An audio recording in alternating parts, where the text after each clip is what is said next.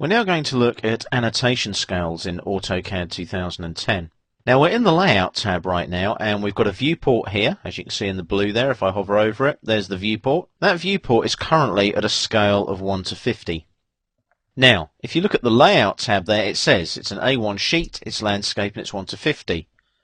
Don't take that as proof of scale though. Double click inside the viewport. When you double click, it activates the viewport. Also, Autocad tells you down on the status bar that it's currently at 1 to 50. You can see the viewport scale there. I'm going to double click outside that viewport now in the grey area just to deactivate it. Now we're not going to be working in the Layout tab just yet. What we're going to do is we're going to create some dimensions in the Model tab. So I click on the Model tab.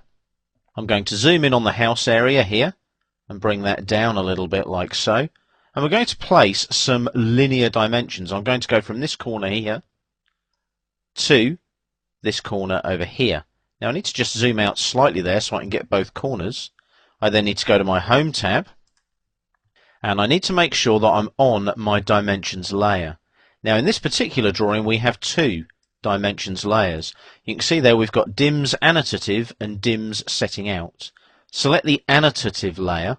The setting out dimensions are dimensions that you can delete or freeze. You don't actually need them to show on the drawing. So I go to the annotation panel here on the ribbon. There's my dimensions there. If I click on the down arrow, I want a linear dimension. Make sure your object snaps are on, and I'm going to click here on this corner, left click, all the way over here to this corner, left click, and there's my dimension. Now, that dimension at the moment looks kind of strange. There's no arrowheads, there's no text. Now the reason for that is this drawing is in millimeters, metric millimeters. The dimension has also been drawn in metric millimeters. And if you look down here at the bottom of the screen on the status bar, the annotation scale is currently at 1 to 1. So that dimension has been drawn at 1 to 1. So if I zoom in on this end here, you'll notice the little blue symbol there. That tells me it's an annotative dimension style.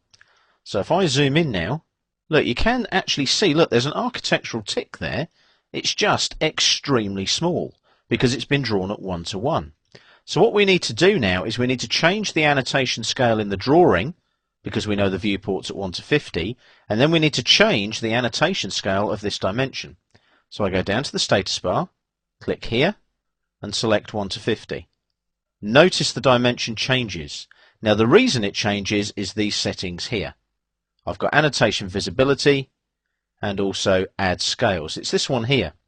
It shows the annotative objects for all scales. So I've made it 1 to 50, it's sized it up by 50. The reason for that is when I go and look here now in the Layout tab, there's my dimension, all scaled and neat and tidy.